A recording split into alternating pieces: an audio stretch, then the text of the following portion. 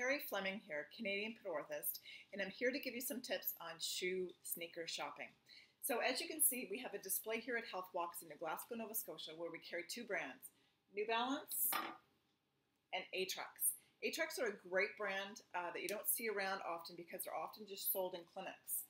New Balance, everyone is familiar with, and the biggest thing about both brands is that they're available in width, which is very important if you have a wide or narrow foot.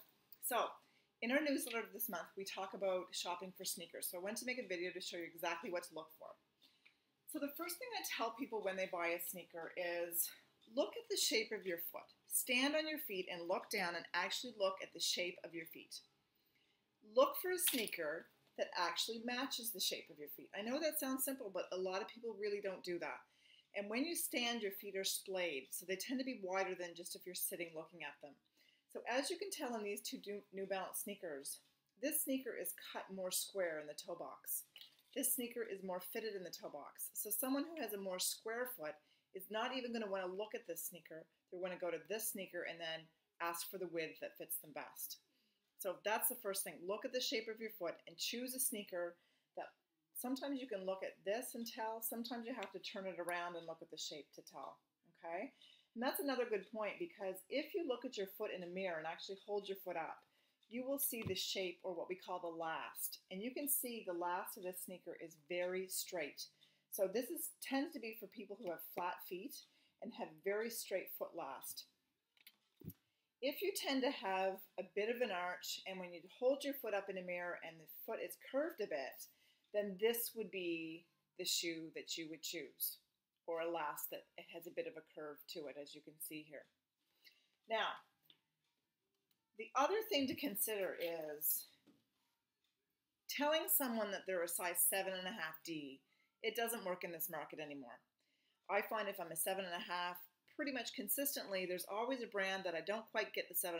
In New Balance, for example, you always have to go up a half a size from what you normally take. In Orthotics, we find you don't. It's pretty much true to size. So here's a very specific Orthotics that we use for people that have specific problems, that might wear a splint or might have a very sore Achilles tendon insertion. This back is adjustable, so there's a bit of a gap here you can see. And there's a Velcro piece so that you can tighten this or loosen it depending on swelling, depending on how sore that is. So this is a really great sneaker to accommodate that. That's one of the benefits of Orthotics. They do have a lot of different styles that accommodate a lot of different issues. The next thing I wanted to talk about, let's take a look at my notes here, is to look for a sturdy heel counter. So let's take an Orthotics here. In the back of any sneaker, there is an insert. And what you want to look for, and this goes not only for sneakers but for shoes as well, squeeze the heel. If it's sturdy, it won't collapse on you. If you press it down from the back, it won't collapse on you. That's what you're looking for in a really sturdy, supportive sneaker and in a shoe. If you're looking at a generic shoe, just a fashion shoe, you may not find that there's actually even a heel counter in there. It may just be leather, in which case it will totally collapse. When you push it down, it will just give. The other thing I want to talk about is if you're wearing orthotics, look for a really thick insole that comes out. If you're trying to put an orthotic in a sneaker and the insole is like 2 millimeters thick and you're trying to put in a thicker orthotic or even a 4 millimeter orthotic, you're not going to have a lot of luck, because what will happen, it will take up too much depth in the shoe. So in Orthotics, you'll see that it has a really nice thick insole. So that is going to create a lot of room for you to put your orthotic in. On top of that, some of the Orthotics shoes also have a removable, what we call a filler.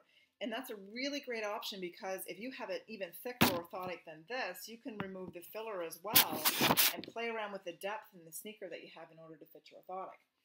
So for that reason, we sell a lot of Orthotics, because they are one of the only brands that has that filler and has the adjustable depth. Now, if you have orthotics, you also want to make sure that the depth of the sneaker is good with your orthotic. So make sure you take it with you to the store and try the orthotic on with the sneaker to make sure that everything's great before you buy it and leave the store. We have a return policy that if you leave the store with a sneaker, make sure you keep your box, take your receipt, wear it in the house, wear it right away, and then you know if it's going to fit or not, and you can always return it if it hasn't been worn.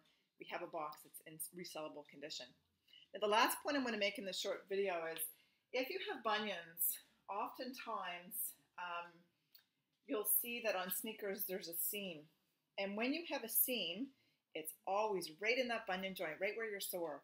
And so that makes it more difficult for that shoe to actually give and support your bunion and allow that bunion a little bit of extra room. Even though the sneaker might be wide enough, you know how that bunion on the corner of your foot kind of sticks out. So what we've done is we've specifically brought in certain sneakers for bunions. And so you'll see with this sneaker, although it looks like it has a seam, in fact, that's just in the material. There is no seam there. That whole one piece around here is one piece of material without any seams, and therefore there's a lot of give there for the bunion, and that material will eventually mold around the bunion quite nicely. So that's another little tip about sneaker shopping, and I hope you've enjoyed and learned a few things. And check us out on Facebook, facebook.com/healthwalks.